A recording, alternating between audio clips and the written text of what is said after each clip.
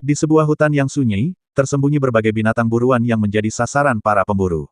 Hari itu, sang raja bersama pasukannya sedang berburu. Namun, di tengah perburuan, pandangannya tertuju pada sesuatu yang luar biasa, seekor naga sedang bercinta. Namun, yang mengejutkan, naga betina itu adalah istri dari sahabatnya, naga bergola. Dengan rasa ingin tahu yang bercampur emosi, sang raja melepas anak panah yang melukai naga betina tersebut.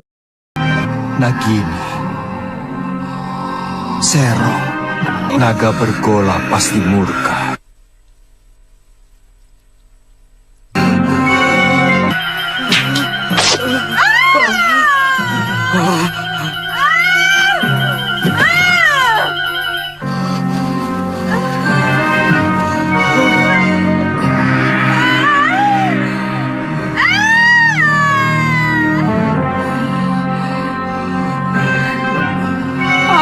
Dharma, kamu mau membunuhku? Kamu akan aku adukan kepada Kakang Naga Bergola. Aku tidak sengaja, Nagini.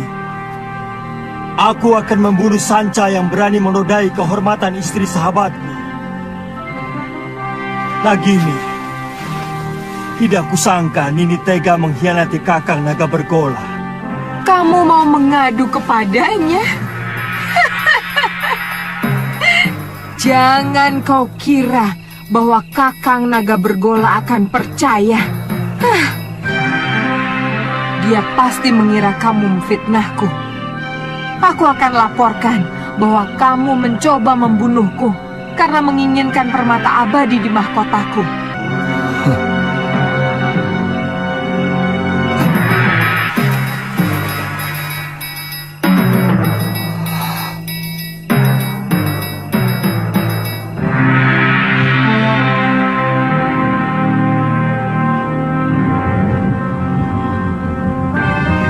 Naga Bergola.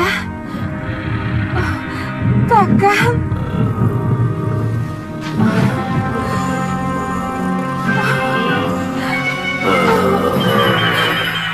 Naga betina yang terluka segera melarikan diri dengan hati penuh dendam. Ia berniat melaporkan kejadian itu kepada suaminya. Ketika tiba di sarang naga bergola, sang istri bukan hanya melaporkan luka yang dideritanya, tetapi juga menambahkan bumbu fitnah.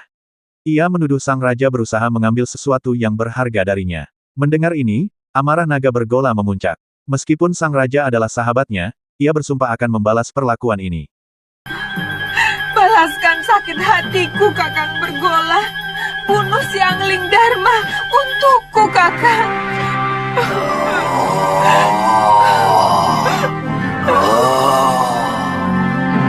Aku sangat menghormati Kakang Naga Bergola.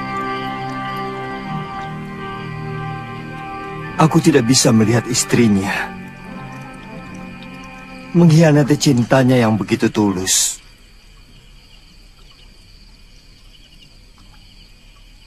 Tapi malang, anak panahku mengenai ekor Nagini. Kanda bisa menceritakan yang sebenarnya kepada Kakang Bergola. Sebagai naga resi, dia pasti bisa mengetahui sebuah kebenaran. Tapi seorang suami, bagaimanapun akan lebih banyak mendengar kata istrinya. Yang aku takutkan, Nagini akan memfitnahku. Dan demi cintanya pada sang istri, Kakang Naga Bergola akan membunuhku.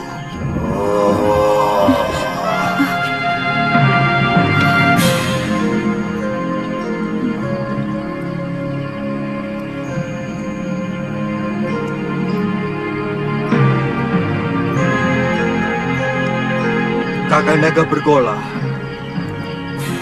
keluarlah.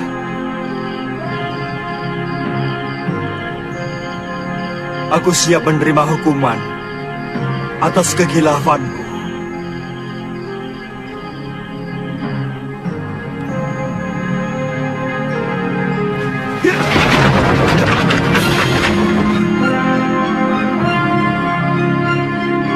Aku sudah mendengar pembicaraanmu, sahabatku. Hampir aku membunuh seorang sahabat yang berhati suci.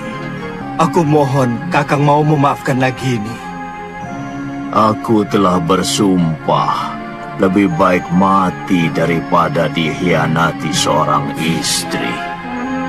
Dan aku akan laksanakan sumpahku. Kakang, Kau begitu baik padaku, Anglingdarma. Maukah kau mewarisi ilmuku? baik Kakang. Naiklah ke punggungku.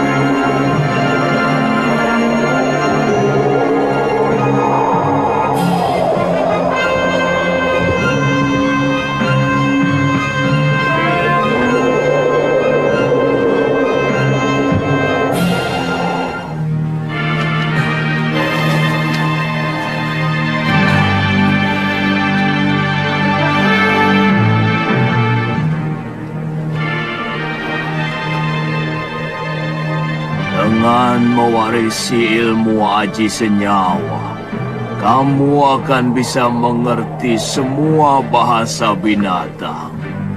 Dan itu akan menambah kearifanmu sebagai seorang raja. Ilmu ini hanya boleh dimiliki oleh seorang. Artinya, kalau ilmu itu diwariskan kepada orang lain, maka pemiliknya yang pertama akan binasa. Tapi berarti saya akan membunuh Kakang. Sudah kukatakan, aku akan melaksanakan sumpahku. Sudah saatnya aku akan meninggalkan dunia fana ini. Kau mengerti, sahabatku? Bersiaplah untuk menerima ilmu.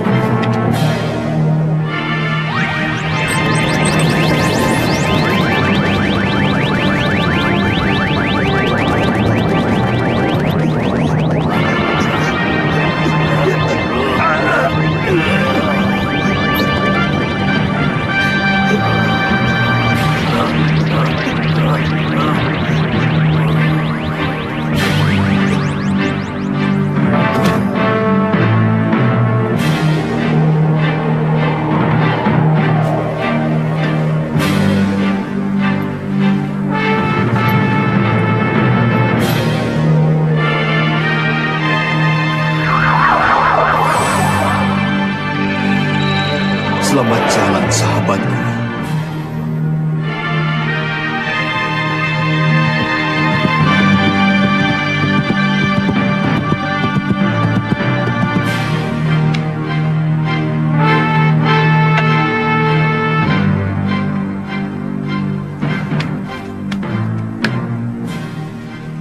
Ada apa, Dinda Ratu?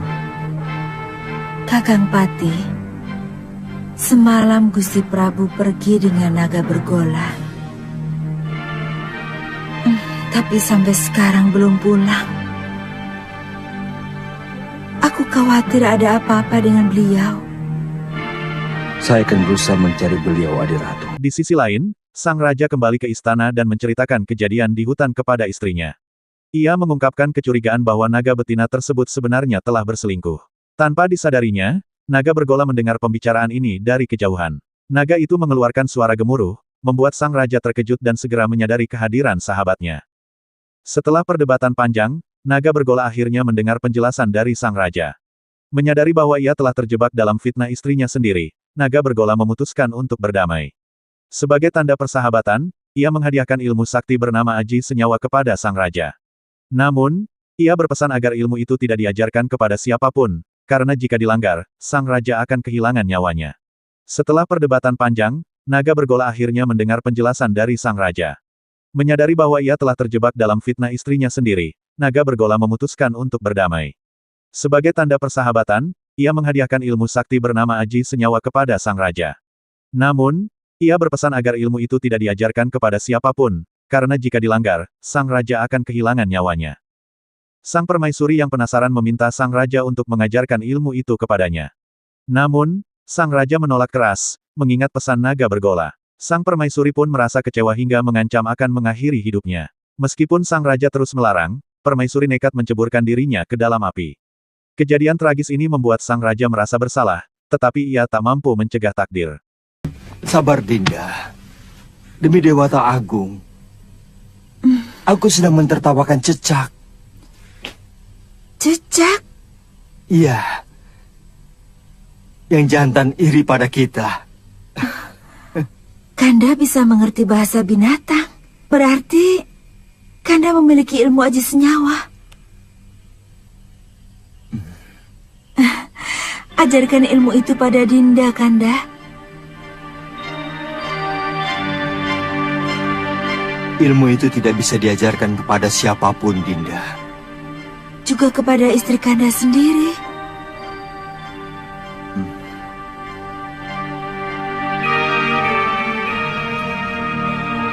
Ternyata Kanda tidak mencintai Dinda. Dinda tidak bisa membayangkan bahwa di antara kita akan timbul jarak yang semakin jauh. Karena Kanda mengetahui sesuatu yang tidak Dinda ketahui, seperti yang baru saja terjadi.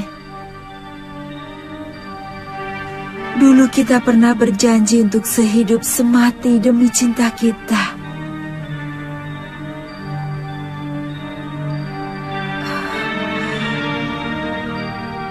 Beranikah Kanda mati bersama Dinda? Kita pati obong bersama.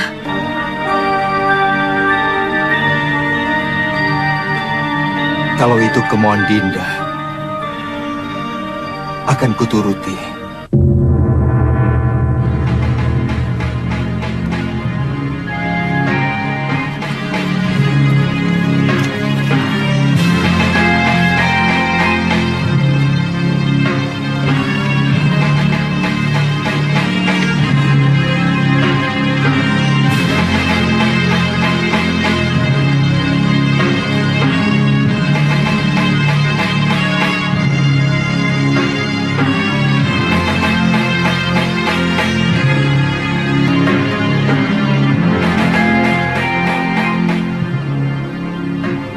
Tataplah semua wajah rakyat Paduka selama mungkin, Dinda Prabu,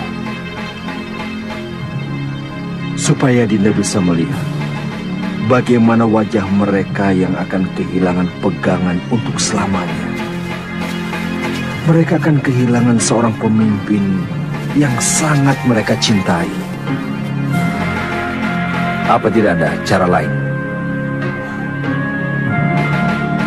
Sama saja Kakang Madrim. Kalau ilmu Aji Senyawa itu saya berikan kepada Dinda Setiawati, aku pun akan mati.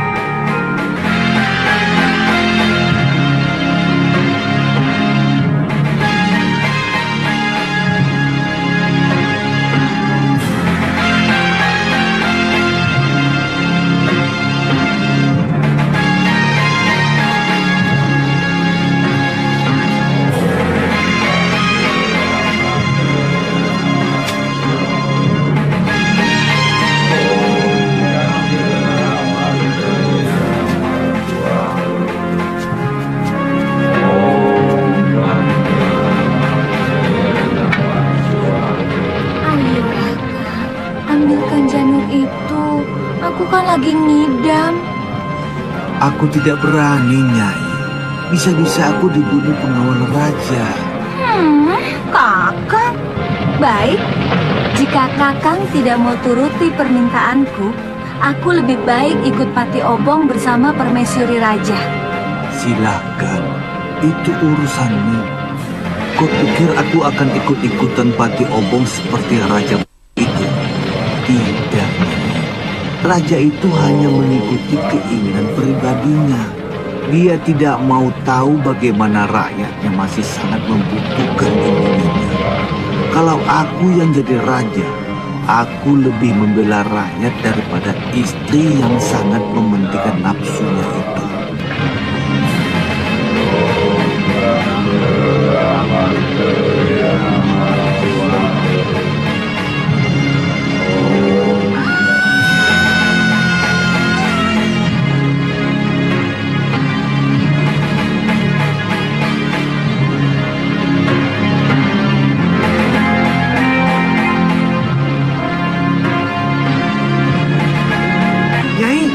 Jangan, Nyai. Perempuan-perempuan selalu tidak pernah bisa menggunakan otaknya.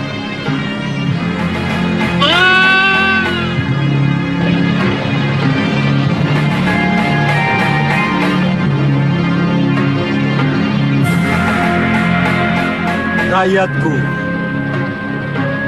Merasa gagal sebagai suami dan pemimpin, sang raja memutuskan untuk meninggalkan istana. Ia menitipkan tahta kepada adiknya, Sang Patih, untuk memimpin kerajaan sementara ia berkelana sebagai rakyat biasa.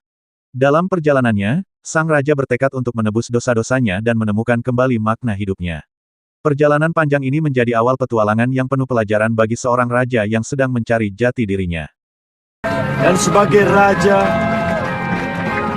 aku menghargai kesetiaan istriku. Sebagai wakil dewata, aku lebih menghargai rakyatku dan tugas.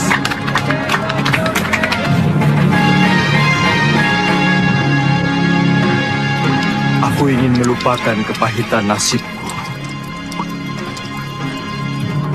Bayangan Dinda Setiawati selalu mengejarku, menuntut kesetiaanku.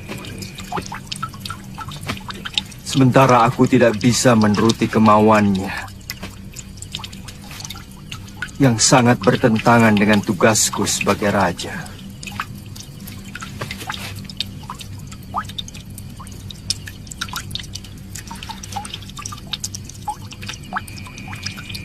Untuk sementara, aku akan meninggalkan negeri ini, Kakang Madrin. Aku ingin berkelana keliling jagat, melihat kebesaran semesta, sambil melipur duka lara.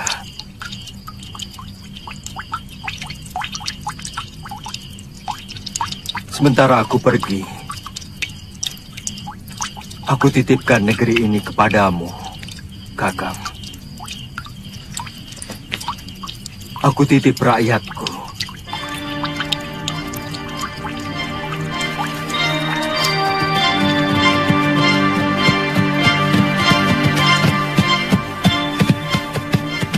Cukup sampai di sini, Kakang Madrin. Kembalilah. Kabarkan kepada rakyatku bahwa aku sedang bertapa. Baik, Dinda Prabu. Ya. Ya.